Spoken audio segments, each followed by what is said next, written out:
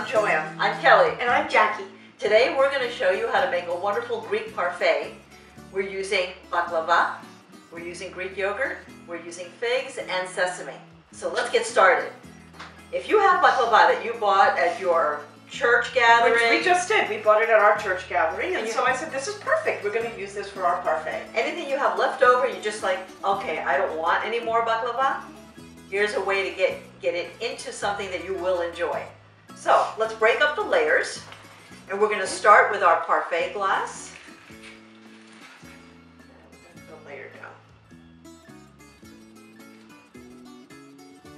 Okay, then go right to the bottom. Okay. The next thing we want to do is have some Greek yogurt that you could mix with some thyme honey. We'll put that on top of the baklava. Jackie, do you want to do some drizzle on honey? Yeah. This is some nice Greek thyme honey. Adds a little extra flavor right there.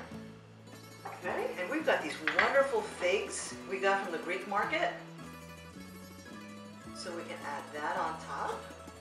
And on top of that, we're going to put another piece of baklava. Okay.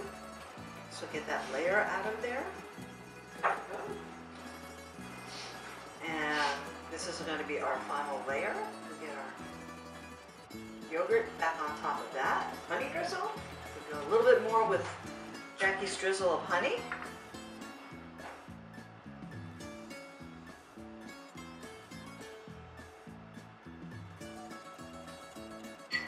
We're going to do our lovely fig over that.